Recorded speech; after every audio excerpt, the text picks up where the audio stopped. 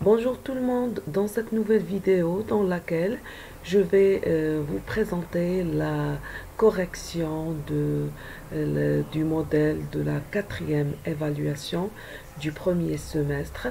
À propos, ce devoir est destiné aux élèves de la troisième année collège. On va voir ensemble un modèle de lettres ouvertes. Et donc, on va voir comment il faut traiter les questions. Je vous lis tout d'abord le texte, vous suivez avec moi. Le 27 décembre 2022, SOS Enfance aux âmes charitables. À la veille du Nouvel An, que presque tout le monde attend avec impatience pour le célébrer, la joie est au rendez-vous. Dans les quatre coins du monde, on prépare les vœux à échanger et on achète même les cadeaux à offrir.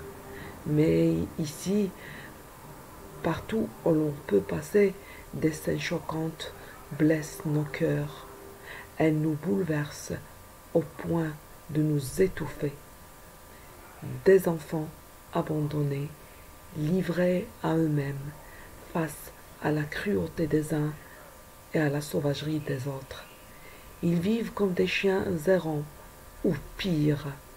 Comment peut-on supporter de les voir dans cet état pitoyable, chétifs, pâles, sales, souffrant de la faim et du froid, et exposés à toutes sortes de dangers?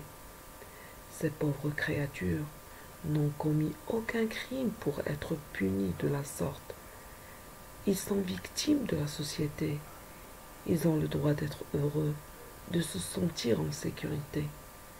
Cessons de les ignorer. Soyons responsables et solidaires. Donnons-leur de l'espoir. Protégeons-les contre les dangers de la rue et faisons d'eux les bons citoyens de demain en leur permettant de jouir de leurs droits, en les insérant dans la société. Souhaitant vous voir réagir, acceptez, mesdames et messieurs, mon refus de l'indifférence envers ce fléau. Prof Radi. Je vais reprendre la lecture et je vais vous expliquer au fur et à mesure le sens de ce texte. Donc, SOS Enfance, donc SOS c'est un signal d'appel au secours. Enfance c'est Tofola, bien sûr. Aux âmes charitables, on veut dire par là, on désigne par âme charitable les gens, les personnes qui sont généreuses, qui sont bienfaisantes, qui aiment faire du bien aux gens, qui ont de la compassion pour les autres, qui ne sont pas égoïstes. اللي ماشي تيفكروا غير في نفوسهم، تيفكروا في الاخر،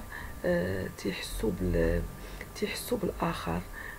دونك اللي تيكون كريم، معطاء. هذا هو لو سونس.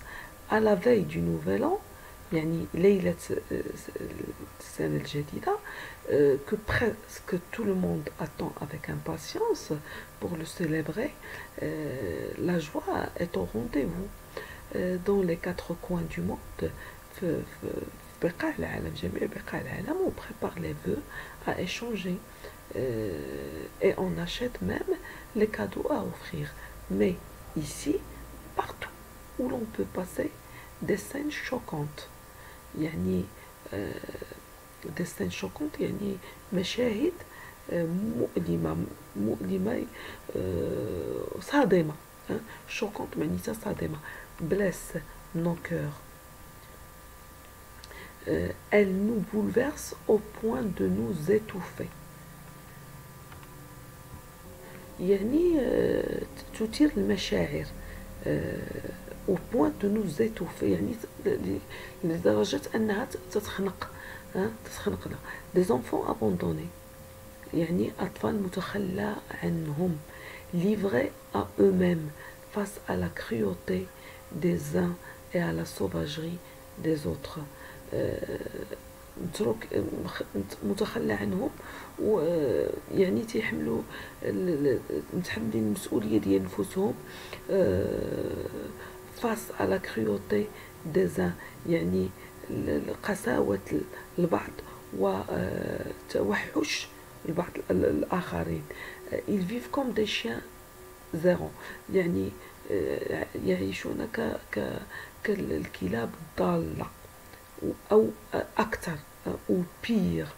Comment peut-on supporter de les voir dans cet état pitoyable؟ كيف يمكن لنا أننا نستحملوا نشاهدوهم في ديك الحالة البائسة التي تثير الشفقة pitoyable.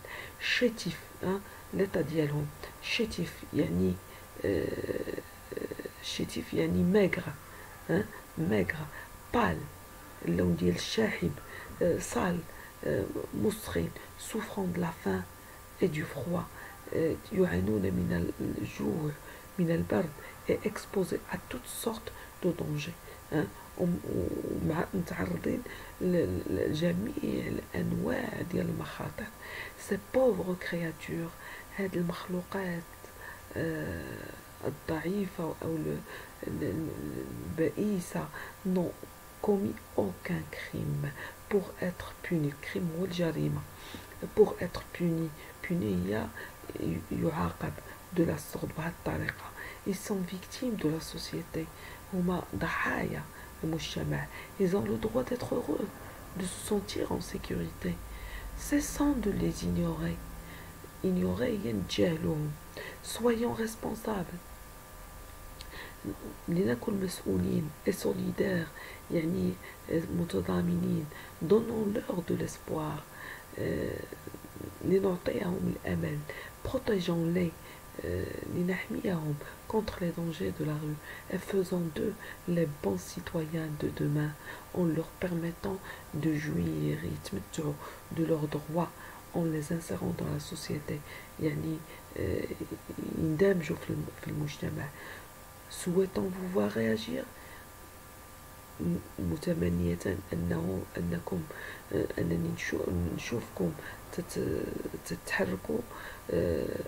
acceptez mesdames et messieurs mon refus de l'indifférence envers ce fléau يعني الرفض ديالي للتجاهل تجاه هذه الآفة parce que les enfants abandonnés هي آفة اجتماعية. c'est un fléau social.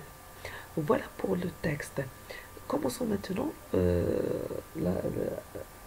passons à aux réponses aux questions. Alors, ce document est un mail, un SMS ou bien une lettre? Bien sûr, c'est une lettre. Qui est l'expéditeur? L'expéditeur, alors là, on a souhaitant vous voir réagir, acceptez, mesdames et messieurs, mon refus de l'indifférence envers ce fléau. Prof Khadija. Donc là, on peut mettre l'expéditeur, c'est Prof Khadija parce que le texte porte sa signature. Qui est le destinataire? Le destinataire, on le trouve dans la formule d'appel aux âmes charitables. Donc le destinataire, c'est les âmes charitables. Quel est le sujet de cette lettre? Quel est le sujet traité par cette lettre? Cette lettre traite le problème des enfants abandonnés. Quelle est la date de l'écriture de cette lettre? On a le 27 décembre 2022. La troisième question. La visée de ce texte est... Alors, quel est le but de ce texte? Que cherche l'auteur ou bien l'expéditeur à travers ce texte? Est-ce qu'il veut décrire l'état des enfants abandonnés, ou bien inciter les hommes à réagir, ou bien informer sur la situation des enfants abandonnés? C'est vrai, dans le texte, il y a une description de l'état des enfants abandonnés. Effectivement, dans ce texte, on informe sur la situation des enfants abandonnés. Mais le but de cette lettre, c'est d'inciter les hommes à réagir.